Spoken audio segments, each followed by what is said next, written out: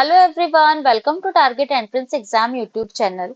आज हम लोग 2017 का जो हमारा प्रीवियस ईयर पेपर है उसमें हिंदी का जो हम सेट कर रहे थे, आज हम सेकंड पार्ट कंप्लीट करने वाले हैं। हम इससे पहले एक क्लास में 25 क्वेश्चन हम ऑलरेडी इस क्लास के कर चुके हैं, 25 आज हम करने वाले हैं। टोटल आपके 50 क्वेश्चन होंगे और ये आपका सेट कंप्लीट हो जाएगा। ठीक है। हम 2025 से हमने सेट करने स्टार्ट किए थे और 2016 तक करने का एम बनाया था, तो आज हम 2017 का सेट कंप्लीट कर लेंगे। तो सिर्फ हमारे पास 2016 का सेट मिलेगा। तो अगर आपको 10 साल के अगर आपने प्रीवियस ईयर पेपर अभी तक नहीं करे हैं, डेफिनेटली करके जाइएगा, आपके एग्जाम में बहुत ज्यादा हेल्पफुल रहने वाले हैं। इसकी पूरी प्लेलिस्ट बनी हुई है जो आपको प्लेलिस्ट सेक्शन में मिल जाएगी। ठीक है। क्लास स्टार्ट करते हैं, लेकिन उससे पहले अगर आपको इस क्लास की पीडीएफ चाहिए तो आपने क्या करना है, गूगल प्ले स्टोर से टारगेट एंट्रेंस एग्जाम का एप्लीकेशन डाउनलोड करना है। एप्लीकेशन को डाउनलोड करके साइन अप करके आप ये पीडीएफ एक्सेस कर सकते हैं। ठीक है।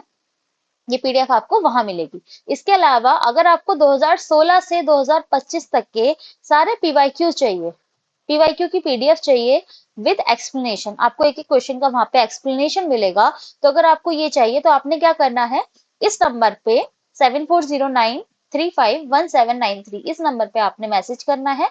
मैसेज पे करके आपको एक क्यूआर दिया जाएगा और उस क्यूआर पे पेमेंट करके आप ₹39 का मिनिमल सा पेमेंट करके आप ये पीडीएफ ले सकते हैं, जिसमें आपको 10 साल के पीवाईक्यूज मिलेंगे। और हाँ, ये पीडीएफ जो है आर्ट और साइंस दोनों ग्रुप के लिए है। तो आप अपना ग्रुप बता के वहां पे वो पीडीएफ ले सकते हैं। इसमें आपको हर एक क्वेश्चन का एक्सप्लेनेशन मिलेगा। क्लास स्टार्ट करते हैं। 76 क्वेश्चन है हमारा। रासोचरित काव्य है और उसकी रचना रासक शैली में हुई है। यह कथन है, ये किसका कथन है कि रासोचरित काव्य है और इसकी रचना रासक शैली में हुई है। ये किसने कहा था? ये किसने कहा है? आचार्य हजारी प्रसाद द्विवेदी जी ने कहा है। यानी हमारा ए बिल्कुल सही आंसर इसमें हो जाएगा। ये तो डायरेक्ट ही कथन है ना, ये तो बिल्कुल एक कथन है। ये तो आपको अगर आता है तभी आप कर पाएंगे। ठीक है। नेक्स्ट क्वेश्चन है आपका। हीरामन सुआ का उल्लेख आता है। हीरामन सुआ है उसका उल्लेख किस में आता है? कबीर ग्रंथावली में आता है, पद्मावत में आता है, सूरसागर में आता है या रामचरित मानस में आता है? तो जो हीरामन सुआ है उसका उल्लेख आता है पद्मावत में, यानी बी हमारा बिल्कुल सही आंसर हो जाएगा।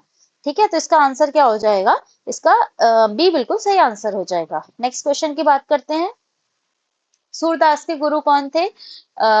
मध्वाचार्य, शंकराचार्य, वल्लभाचार्य या व्यासाचार्य? तो सूरदास जी के गुरु कौन थे? वल्लभाचार्य, यानी सी हमारा बिल्कुल सही आंसर हो जाएगा। वल्लभाचार्य के जो शिष्य थे वो 4 शिष्य फेमस कौन है? सूरदास, कुंभन दास, परमानंद दास और कृष्णदास। लेकिन आपसे पूछा था सूरदास के गुरु कौन थे, तो वल्लभाचार्य। ठीक है। Next question. बरिया बीती बल गया, अस बुरा कमाया, हरि जिन छाड़ो हाथ थे, दिन नेड़ा आया। ये किसने कहा है? कबीरदास जी ने, रहीम ने या सूरदास ने या घनानंद ने? तो ये जो पंक्ति है वो कबीरदास जी की है। ए बिल्कुल सही आंसर हमारा हो जाएगा। Next question. जो घनी भूत पीड़ा थी मस्तक में स्मृति सी छाई, दुर्दिन में आंसू बनकर वह आज बरसने आई। इसमें कौन सा अलंकार है? श्लेष, वक्रोक्ति, यमक या अनुप्रास? इसमें कौन सा अलंकार है? तो इन पंक्तियों में कौन सा अलंकार है? इनमें श्लेष अलंकार, यानी ए हमारा बिल्कुल सही आंसर हो जाएगा। श्लेष अलंकार कब होता है? जब किसी शब्द का प्रयोग एक ही बार किया जाता है लेकिन उसके कई अर्थ निकलते हैं, है ना। हमने डेफिनेशन पढ़ी है, हमने ये परिभाषा पढ़ी, उसमें हमने ये पढ़ा हुआ है कि जब किसी शब्द का प्रयोग एक ही बार किया जाए लेकिन उसके एक से ज्यादा अर्थ निकलते हैं तो वो श्लेष अलंकार होता है। तो जो यहाँ पे क्या हुआ है, यहाँ पे घनीभूत शब्द, जो ये घनीभूत शब्द है इसके 2 अर्थ निकल रहे हैं। पहला अर्थ क्या है कि जो मनुष्य के मन में कुछ समय से पीड़ा इकट्ठी है वो आंसू के रूप में निकल रही है ना। मनुष्य के मन में जो पीड़ा है आंसू के रूप में निकल रही है। और दूसरा क्या है, इसका अर्थ निकल रहा है, वो निकल रहा है बादल। बादल जो कुछ दिनों से पानी को इकट्ठा कर रहा है, अब वो बरसने जा रहा है। तो क्या आंसर हो जाएगा? इसमें श्लेष अलंकार हो जाएगा। ए बिल्कुल सही आंसर हो जाएगा। 81 क्वेश्चन है। अंग्रेजी के रोमांटिसिज्म के लिए हिंदी में क्या यूज होता है, क्या प्रयोग होता है? प्रकृतिवाद, छायावाद, स्वच्छंदतावाद या रम्यवाद? तो रोमांटिसिज्म के लिए क्या यूज होता है? स्वच्छंदतावाद, यानी सी हमारा बिल्कुल सही आंसर है। Next question. नेक्स्ट क्वेश्चन है हमारा। ज्ञानपीठ पुरस्कृत पंत जी की कृति है। ज्ञानपीठ पुरस्कृत जो पंत जी हैं इनकी कृति क्या है? पल्लव है, चिदंबरा है, गाम्या है या ग्रंथि है? तो तो क्या आंसर हो जाएगा? चिदम्बरा हो जाएगा, है ना। तो 20 का बिल्कुल सही आंसर हो जाएगा। नेक्स्ट क्वेश्चन, भारत में मार्क्सवादी चिंतन परंपरा और समालोचना के समर्थ प्रवक्ता हैं। भारत में मार्क्सवादी चिंतन परंपरा और समालोचना के समर्थ प्रवक्ता हैं। कौन है? डॉक्टर नगेंद्र है, डॉक्टर रामविलास शर्मा है, डॉक्टर भास्कर है, डॉक्टर चिन्मय है। तो क्या आंसर हो जाएगा इनका? तो इसका सही आंसर हमारा हो जाएगा डॉक्टर रामविलास शर्मा, यानी बी बिल्कुल सही आंसर हमारा हो जाएगा। ठीक है। नेक्स्ट क्वेश्चन, हिंदी को राजभाषा का दर्जा कब मिला था? 15 अगस्त 1947 को, 14 सितंबर 1949 को, 26 नवंबर 1949 या 26 जनवरी 1950 को। तो हिंदी को जो राजभाषा का दर्जा मिला था वो कब मिला था? 14 सितंबर 1949 को, यानी ये हमारा 20 का सही आंसर हो जाएगा। इसी के साथ आपसे पूछा जाता है हिंदी दिवस कब मनाया जाता है? ठीक है, हिंदी दिवस कब मनाया जाता है? तो कब मनाया जाता है?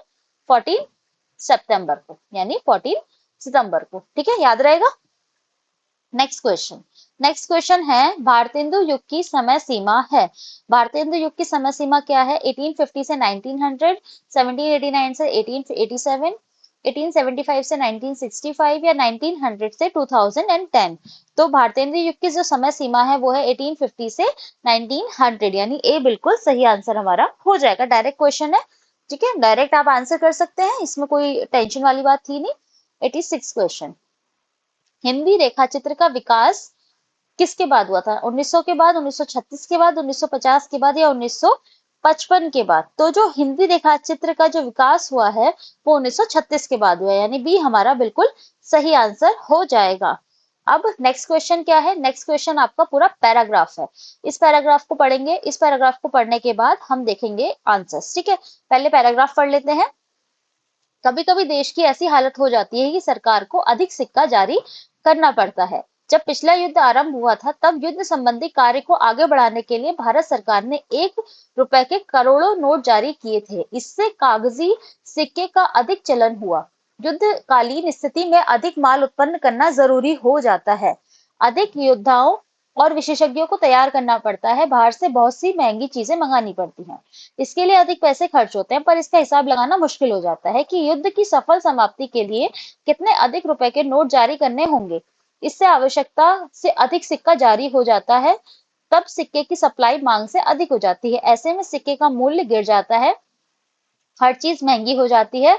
इस दशा को मुद्रास्फीति कहते हैं। मुद्रास्फीति की दशा में देश को संभालना बहुत मुश्किल है। जब तक देश की जनता एकजुट होकर इसका सामना नहीं करती तब तक ये मिटेगी नहीं। अच्छा ठीक है, हमने पूरा पैराग्राफ पढ़ लिया है।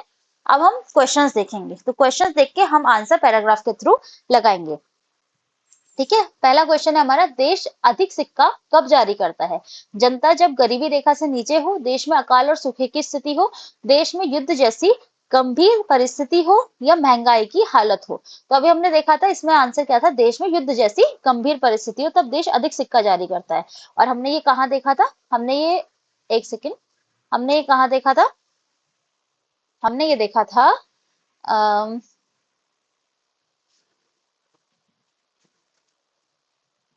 देखो ये था ना, कभी कभी युद्ध में ऐसी हालत, देश में ऐसी हालत हो जाती है कि सरकार को अधिक सिक्का जारी करना पड़ता है। क्योंकि इसमें युद्ध का जिक्र हुआ है, इसलिए आप ये क्वेश्चन पूरा पढ़ने के बाद आप ये डिसाइड कर सकते हैं कि यहाँ पे आपको आंसर क्या लगाना है। इस पूरे पैराग्राफ में हमने जब पढ़ा तो हमें समझ में आया कि कहीं ना कहीं युद्ध का ही जिक्र हो रहा है। ठीक है, नेक्स्ट क्वेश्चन पे आते हैं। मुद्रास्फीति क्या है? कृत्रिम रूप से मुद्रा के प्रचलन का बढ़ना, मुद्रा की स्फीति को बढ़ाना, कागजी सिक्कों को बदलना या अधिक पैसे खर्च करना।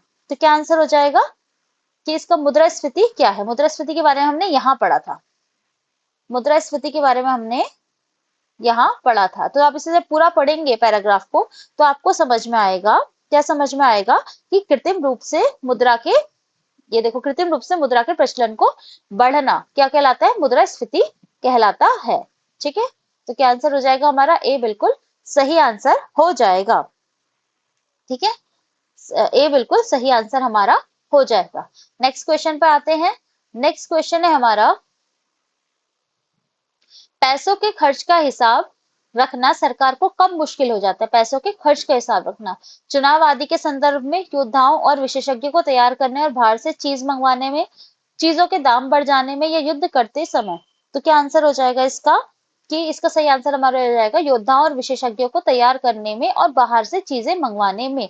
देखो हमने यहाँ कहीं देखा था ये ऑप्शन कि देखो ये ऑप्शन आया है यहाँ पे, ये लाइन हमने यहाँ पढ़ी थी कि युद्ध की स्थिति में अधिक माल उत्पन्न करना, सॉरी ये वाली, अधिक योद्धा और विशेषज्ञों को तैयार करना पड़ता है और बहुत सी चीजें महंगी हो जाती है, और ये सब हमने पूरी लाइन यहाँ पे पढ़ी थी। ठीक है, आप पैराग्राफ आसानी से पढ़ के इसका आंसर लगा सकते हैं। नेक्स्ट क्वेश्चन है आपका, यहाँ पे नेक्स्ट क्वेश्चन है, दिया दिया गया परिच्छेदक आधारित है।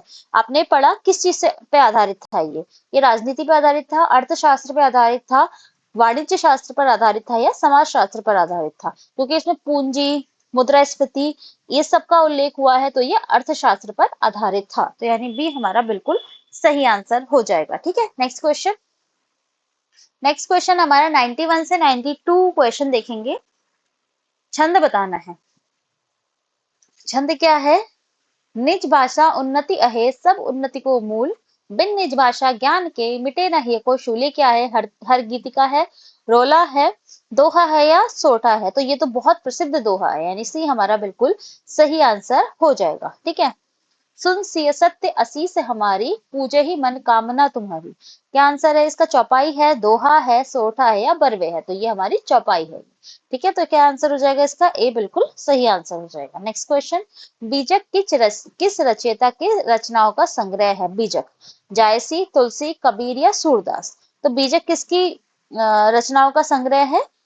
बीजक के पहली बात तो 3 भाग, साखी, सबद, रामायणी, और किसकी रचनाओं का संग्रह है? कबीरदास जी की। ठीक है, क्योंकि बहुत ज्यादा इनकी कविता, बहुत ज्यादा इनकी रचनाएं याद करने की जरूरत होती नहीं है। ठीक है, तो कबीरदास जी की तो एटलीस्ट आपको याद होनी चाहिए। कौन सी? साखी, सबद और रामायणी। ठीक है, नेक्स्ट क्वेश्चन पे आते हैं। आंसू किसका प्रमुख काव्य है? मैथिली शरण गुप्त, जयशंकर प्रसाद, सूर्यकांत त्रिपाठी निराला, या सुमित्रा नंदन पंत? तो क्या आंसर हो जाएगा?